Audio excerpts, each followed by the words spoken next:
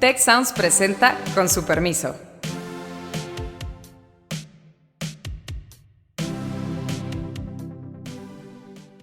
Con su permiso. El día de hoy vamos a platicar de un tema importantísimo para la política pública, importantísimo para la sociedad. Una de las grandes apuestas de esta administración, pues precisamente era una reforma al sistema de salud público y al sistema de salud en su totalidad. Esa política pública que es tan importante, que nos afecta a todos, pues la verdad es que no tiene de qué presumir, ¿no? O sea, a 4 años del gobierno. Pues hay un tema de gobernanza. Por ejemplo, la idea de que la COFEPRIS tiene que tener cierta independencia de las decisiones políticas, porque es un órgano técnico, pero se pasó a una subsecretaría. O sea, tenemos que pensar bien cómo está estructurado el sistema. Hay un desplome en las tasas de vacunación severísimo, que es abrirle la puerta a muchos problemas en mediano y largo plazo. Termina naciendo lo que se conoce como el INSABI, no es un nombre exacto. Viene una pandemia obviamente no esperada, sucede que nuestro país termina con una alta mortalidad, mucho más arriba de lo que era estadísticamente esperado. Y en ese contexto, pues bueno, se intenta una segunda reforma en el sexenio, hay un problema de presupuesto y muchas incógnitas. El día de hoy tenemos la suerte de que nos acompaña Gustavo Merino, que es profesor investigador de la Escuela de Gobierno y Transformación Pública del TEC, pero también líder de la Iniciativa de Política Pública y Salud de la misma escuela y parte del Instituto for Obesity Research en el TEC de Monterrey, dirigiendo la parte de política pública. También está mi compañera Beata Boina de este podcast y creo que tenemos muchas cosas de qué hablar. Gustavo, ¿con qué arrancamos?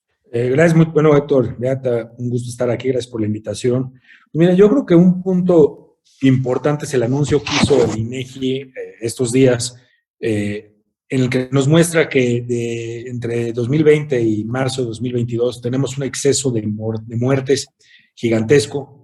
Calculan entre 678,000 a 758,000 muertes en exceso, es decir, muertes más allá de lo normal.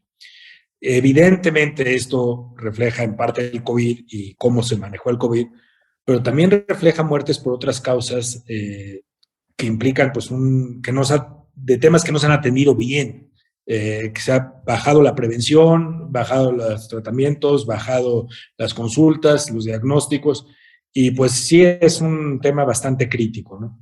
Sí, completamente, Gustavo. Incluso uno de los datos que ha flotado en las últimas semanas, por cierto, no exclusivo de México, pero que tendría que preocuparnos mucho, es que cosas que ya estaban, si no superadas, al menos muy bien atendidas, tengo en la mente vacunas, hay un desplome en las tasas de vacunación severísimo, que es abrirle la puerta a muchos problemas en mediano y largo plazo. Beata. O sea, la verdad es que yo creo que sí es un tema fundamental hablar en esos días precisamente sobre el estado de salud y de esta política pública que tiene como objetivo pues mantener a una población sana. Y el dato que menciona Gustavo, exceso de la mortalidad, la verdad es que refleja que la población mexicana no es una población sana, es una población que sufre de diferentes tipos de enfermedades, siendo COVID sin ninguna duda aquí un elemento importante, pero hay otros aspectos que preocupan mucho, ¿no? Relacionados sobre todo con las enfermedades cardiovasculares, si no me equivoco, y a raíz de todo el problema de obesidad que vive igualmente pues gran parte de la población mexicana. Ahora bien, estamos después de 4 años básicamente de este gobierno mexicano. Justamente esta semana toca la evaluación, o sea, la presentación del informe, y me da la sensación de que esa política pública que es tan importante, que nos afecta a todos, pues la verdad es que no tiene de qué presumir, ¿no? O sea, a 4 años del gobierno. O sea, sí podríamos en su momento, hace 1 año y medio más o menos, constatar con claridad de que sí, el gobierno pues consiguió vacunas, etcétera, etcétera. Pero la política pública de salud no es solamente conseguir vacunas contra COVID, es muchísimo más y en ese sentido me da la sensación de que no se ha logrado crear o hacer una política pública holística, completa, que pudiera atender todos los problemas que existen, digamos, en este país en cuanto a la salud de la población. No, Beata, yo creo que estamos muy lejos de eso. Mira, el país vive una encrucijada.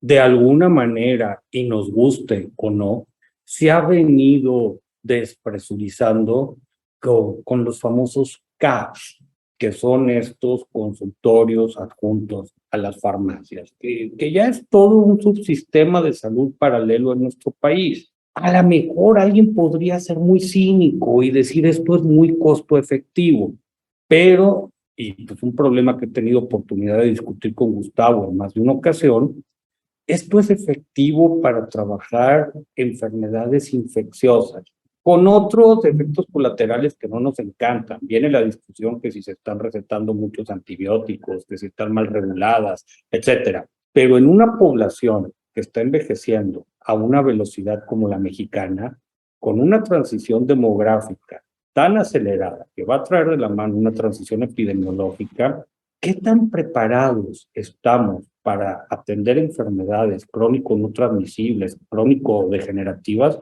Pues la verdad es una gran incógnita. Y no hablemos de financiamiento, que espero que nos quede tiempo en el programa, donde el asunto pinta trágico. Gustavo. Mira, yo creo que un indicador muy importante de la gravedad del asunto y de que muestra lo lejos que estamos de Dinamarca, por así decirlo, es la pérdida en años de esperanza de vida.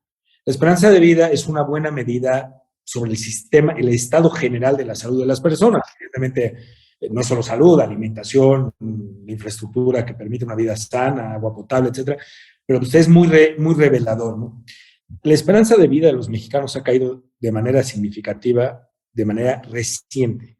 Los nacidos en 2020, por ejemplo, un niño que nació en 2020, su esperanza de vida es 5.6 años menos que un niño nacido en 2019. Los niños que nacieron en 2021 tienen todavía 4 años menos. O sea, los de 2020 traen 69.4 años de esperanza de vida y los nacidos en 2021, 65.4 años de vida.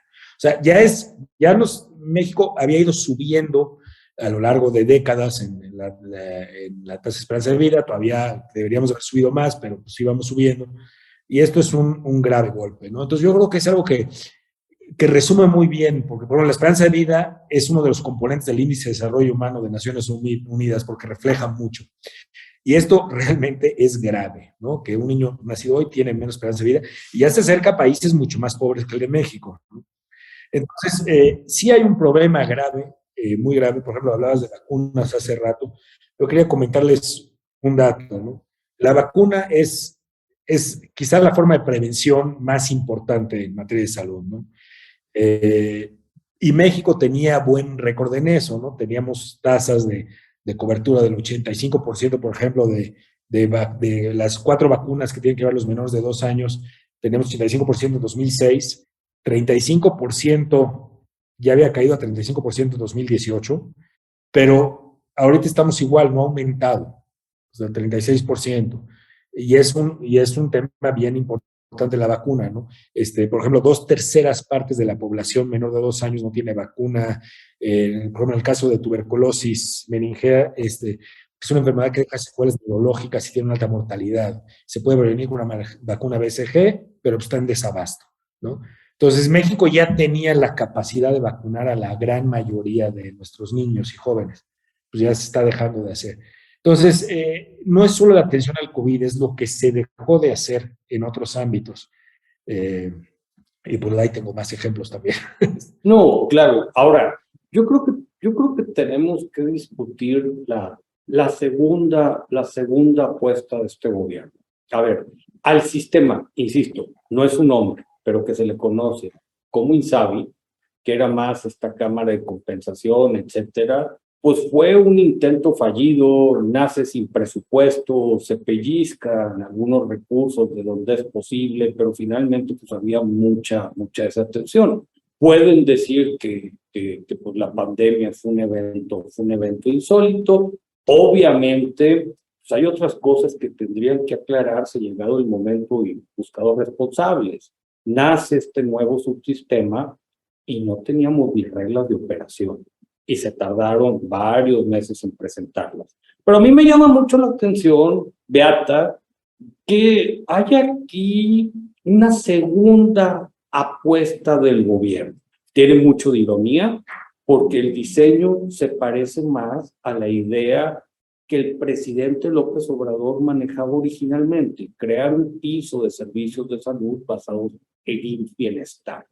Entonces se dice, ahora bienestar viene con todo, es nuestra apuesta para desarrollar un sistema universal de salud.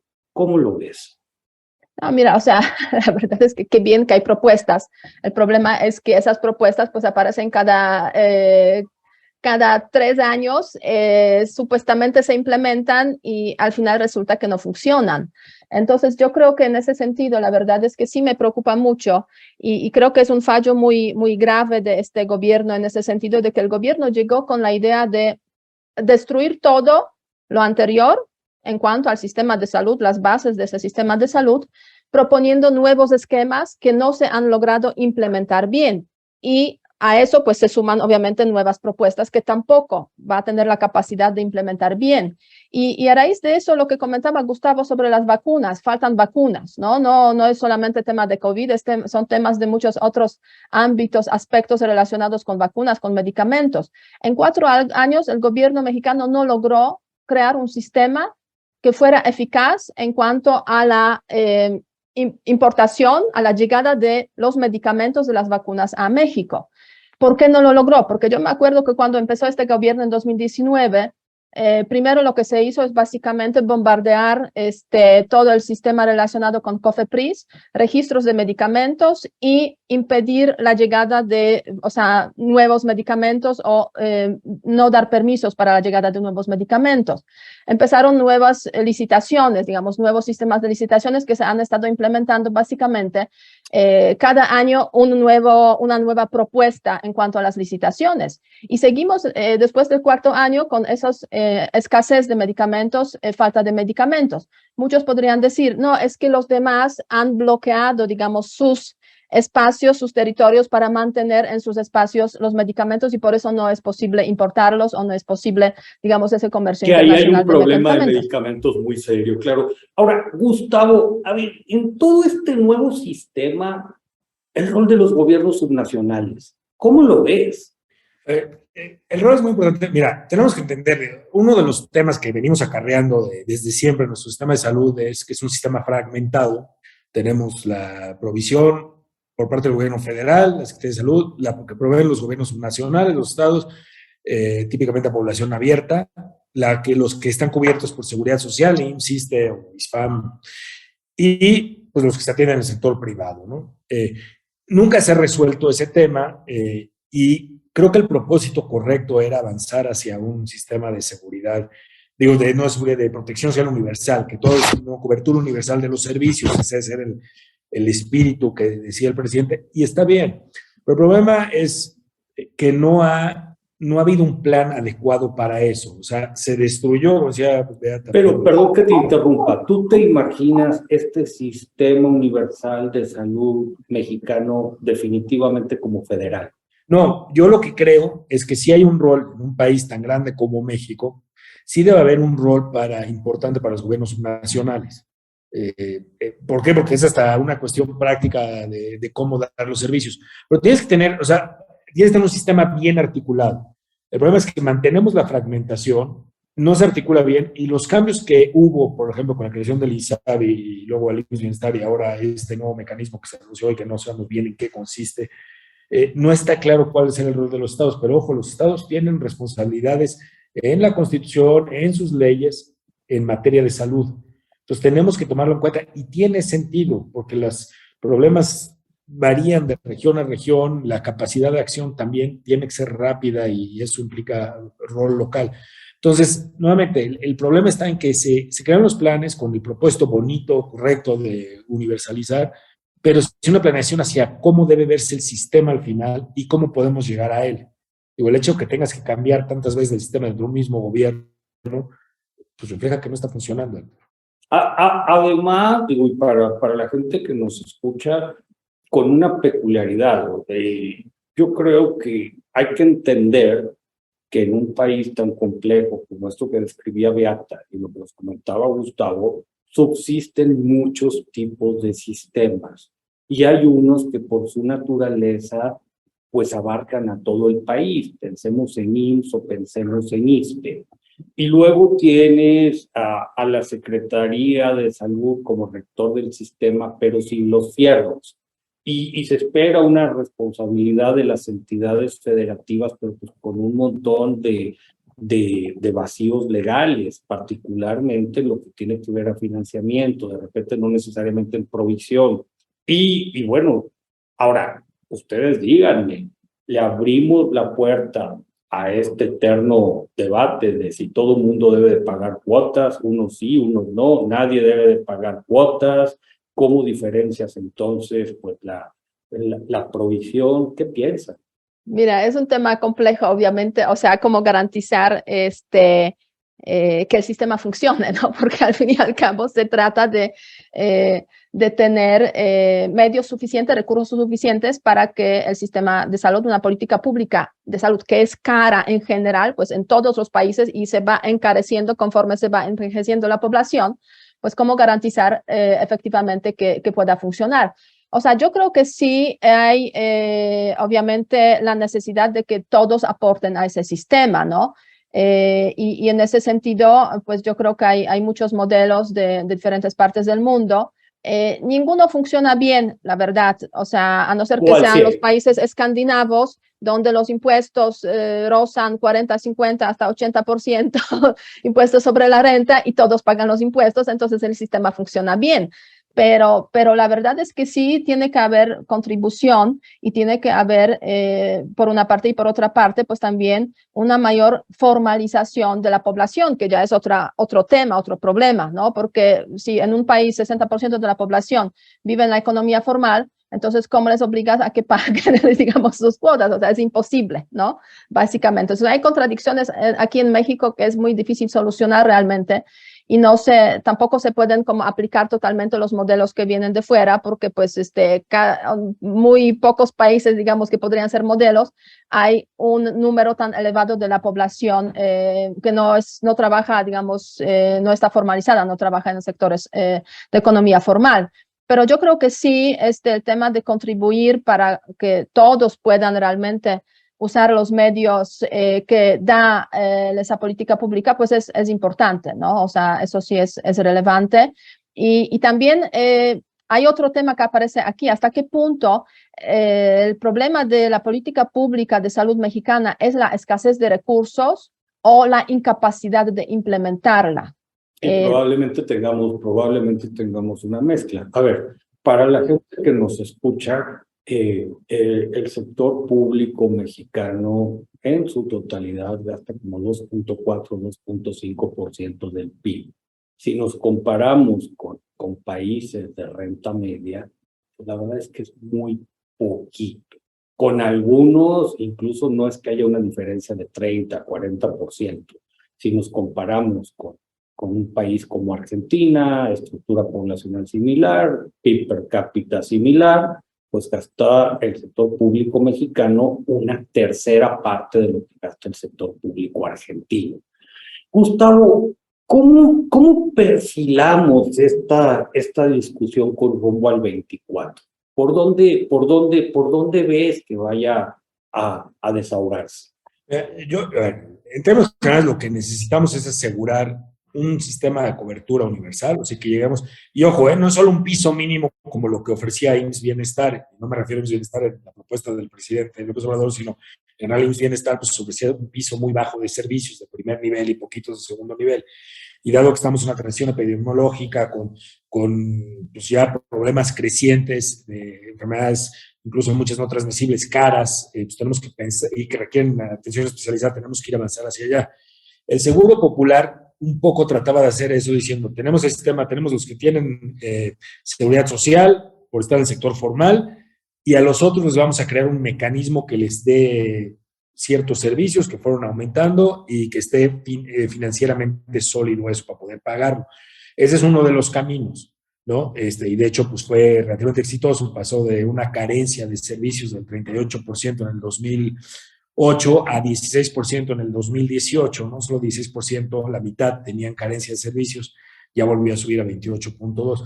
Pero bueno, lo que reflejan los datos del ENSANUD es cómo cada vez más se están utilizando, iniciamos al inicio los consultorios asociados a farmacia, bueno, ya hasta los que tienen IMSS y ISSSTE y demás están yendo a estos consultorios o a otros consultorios del sector privado. Entonces tenemos que hacer algo que rompa esa desigualdad y que realmente lleve cobertura para todos.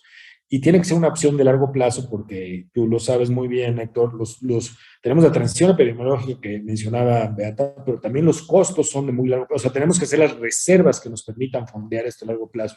Entonces, sí es una discusión muy amplia de hacia dónde vamos que no estamos teniendo ahorita. Y los resultados, digo, ya son evidentes, como inicié hablando de la caída en la esperanza de vida. Entonces, yo pensaría que para el 24 el tema de salud es crucial y con evidencia, ¿no? Porque tenemos que los datos, ahorita sí ha habido un empobrecimiento del servicio de salud y lo muestras en todos los sentidos, acciones brutal. Consultas, se ha caído drásticamente la cantidad de consultas de primera vez o de seguimiento, entonces no puedes diagnosticar y cuando ya tienes los casos de enfermedades graves pues ya son mucho más caros y difíciles de atender. O sea, hay muchos problemas y tenemos que realmente pensar cómo resolverlos, manteniendo ese propósito que decía el presidente de cobertura universal, me parece bien, pero ahí hay varias maneras de lograrlo. A ver, casi se nos agota el tiempo, pero creo que podemos estirar esto 5 minutitos. Y me parece muy interesante. Ya Beata puso sobre la mesa, a ver, un país como México va a tener que vivir esta tensión entre si tú estás hablando de seguridad social o si estás hablando de asistencia social. Hay mucha gente en la informalidad, es un debate que no vamos a poder evitar. Gustavo nos señala, me parece que con justa razón, en el 24 este va a ser un tema central con todos los problemas asociados. Ahora, a mí me preocupa que en términos presupuestarios, yo no sé si vamos a poder abrir el espacio, porque pues, va a haber una competencia de recursos con pensiones, con seguridad pública, con educación. Qué difícil la campaña del 24 en estas condiciones. Gustavo, Beata, en un minutito, ¿qué nos llevamos?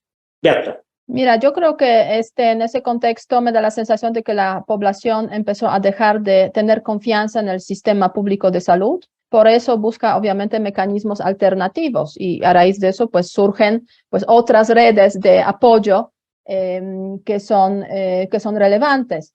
Me parece que el tema, o sea, hay muchos temas importantes aquí, pero hay que tocar también otro tema que es importante. O sea, el gobierno pues tiene esa responsabilidad de proveer ese sistema de salud pública y yo creo que aquí hay muchas fallas en el sistema que hemos mencionado. Pero por otra parte también hay que tener como ciudadanos una responsabilidad de la salud de uno mismo. ¿Estás pensando en términos de prevención? Sí, estoy pensando en términos de prevención. O sea, y eso es lo que hay que trabajar muchísimo y tiene que haber y es barato, ¿no? Es relativamente barato hacer conciencia de que la prevención, tener buenos hábitos de salud, es crucial para no enfermarse, digamos, de ciertas enfermedades. Y me parece que falta mucho, o sea, el gobierno va por el tema del etiquetado de alimentos, que la verdad es que no ha servido de mucho porque la gente sigue consumiendo cantidades gigantescas de comida, ¿no? O sea, si no se va a aplicar dos medidas muy sencillas, que es comer menos. ¿Cómo alinearías incentivos ahí, Beata? Mira, comer menos, ejercitarse más. Son dos principios básicos. Sí. ¿Y cómo convencerías a la gente? Campañas, mira, hay que hacer campañas relacionadas con ese tema, campañas, digamos, públicas, pero muy sensatas. Hay que tener un apego menor a la gastronomía y al culto de la comida que existe en ese país, que sé que estoy tocando un tema muy sensible en México, pero si seguimos, digamos, comiendo, o sea, yo no como tanto, si los mexicanos, los que tienen problemas de salud y tal, siguen comiendo las cantidades que comen a diario, a pesar de que no se necesita, un cuerpo humano necesita aproximadamente 3.000 calorías al día, 2.500, 3.000, digamos, si no hace esfuerzo físico gigantesco. Entonces, es reducir mínimo a la mitad lo que se come y aumentar mínimo a la mitad lo que se camina. Con eso, yo creo que se eliminarían muchos problemas de salud relacionados con el tema de obesidad y lo que va después, que es diabetes, enfermedades cardiovasculares. Pero la verdad es que en general en la cultura mexicana no existe, digamos, ese énfasis en esos dos puntos. Correcto. La Coca-Cola existe en todas las partes del mundo, por razones que conocemos todos. Mucho. Aquí es Gustavo, donde más se consume. Gran provocación de Beata Boina contra nuestra sacrosanta cultura de la tragazón, etcétera. Y digo, muy difícil no estar de acuerdo con ella en que prevención va a ser un tema central. ¿Qué más, Gustavo? Mira, a ver, yo creo que complementando lo que decía Beata, un punto bien importante a lo que nos tenemos que enfocar es lo que se llaman los determinantes sociales de la salud. Y es el reconocimiento, como dice la OMS, que más de la mitad de los resultados en salud tienen que ver con cuestiones no médicas. Tiene que ver con la actividad que hacemos, cómo comemos, qué tipo de vida llevamos, y eso depende a través de qué hay accesible, qué alimentos hay disponibles, cómo están los precios, o sea, hay muchos factores. Entonces, tenemos que entender que el resultado de la salud no depende solo de lo que haga la autoridad en salud. Pero ya, yo creo que hay varios puntos a destacar hacia adelante. Uno, además de ¿no? Tenemos que pensar bien en la rectoría del sistema de salud, que la tiene formalmente la Secretaría de Salud, pero es un poco endeble, y ahorita el Consejo de Seguridad General tampoco, que era tan importante en una pandemia, pues se hizo a un lado, y eso es grave. Entonces hay un tema de gobernanza. Por ejemplo, en la idea de que la COFEPRIS tiene que tener cierta independencia de las decisiones políticas, porque es un órgano técnico, pero se pasó a una subsecretaría. O sea, tenemos que pensar bien cómo está estructurado el sistema. Ya hablamos de que si tenemos un sistema fragmentado, no lo voy a tocar porque ya lo discutimos, pero es un tema bien importante también. La pandemia nos enseñó, por otra parte, que tenemos que reforzar mucho nuestra resiliencia, ¿no? México, los resultados de la pandemia son muy malos por donde se vea. En exceso de muertes, en grupos afectados, en lo lento que ha sido los procesos de vacunación, el que no sean disponibles los medicamentos adecuados, y va a haber más pandemias, ¿no? O sea, y más vale que nos cuidemos. Hay que tener resiliencia. Otros dos temas, hay dos grandes transiciones que tenemos que cuidar. Una es la epidemiológica, que yo lo dije, pasamos de un país, el clásico caso donde la gente está muriendo de enfermedades infecciosas, que se resuelven, tiene que ver un poco con el nivel de desarrollo y la infraestructura, y que son fácilmente curables. Hay otro tipo de enfermedades, muchas no transmisibles, que estamos yendo hacia ellas y que son mucho más caras y complicadas. Por mucho. Cánceres, enfermedades cardiovasculares, en fin. Pero también tenemos una transición demográfica hacia el envejecimiento poblacional acelerado, que tuvimos muy bien, Héctor. Entonces necesitamos también estar preparados para enfrentar ese reto en términos de salud. Y en términos preventivos, como bien apuntaba Beata, y no solo es las vacunas, es, pues, por ejemplo, la vida activa que permita que los adultos mayores estén en mejor condición. Y creo que nos das un gran espacio para volver a invitarte. A ver, o sea, yo creo que tendrás que venir y te vamos a sacar el compromiso, Gustavo, de que vengas por una segunda vez. Tú abres la puerta a una transición demográfica, no hablamos de salud mental. Y un problema de que se nos puede venir como población una epidemia de demencia, y cómo va a reaccionar el sistema de salud y el sistema de los cuidados con todo esto, pues no lo sabemos. Totalmente. No lo sabemos y todo. A ver, miren, se nos acabó el tiempo. Incluso no quiero dejar de mencionar que cuando estamos grabando este programa, el presidente anunció en su conferencia de hoy en la mañana, que durante la semana se va a hablar de ya tratar al IMSS Bienestar como un organismo público descentralizado. Creo que en términos de transparencia presupuestaria y de incidencia, esto puede ser bien interesante. A ver, síganos en Ciencias Sociales Tech. Gustavo, por favor, ¿cuáles son tus redes? En Twitter, @Gustavo Merino J. Gustavo Merino J, cuenta en Twitter, nuestro invitado especialista el día de hoy, el doctor Gustavo Merino, doctor por política pública, pero muy metido en temas de salud pública. Pues muchas gracias, muchas gracias por acompañarnos. Esperamos escucharnos muy pronto. Te invitamos a escuchar Tech Review, el podcast donde contamos historias que despertarán tu curiosidad. Yo soy Ana Torres y aquí contamos historias de ciencia, emprendimiento, innovación y liderazgo. Si te interesa la ciencia, el emprendimiento y la tecnología, este podcast es para ti. Escúchalo en Spotify, Apple Podcast y Google Podcast. Muchas gracias al equipo del Tecnológico de Monterrey y de Tech Sounds. Productor ejecutivo de Tech Sounds, Miguel Mejía. Asistente de producción, María Monroy. Productora de Con su permiso, Cintia Coca. Diseño, Daniela Solís, Lisette Rodarte y Pilar Ortega. Postproducción, Max Pérez, Marcelo Segura y Sergio Chávez. Les invitamos a escuchar el siguiente episodio de Con su permiso y el resto de programas de Tech Sounds en los canales de su preferencia.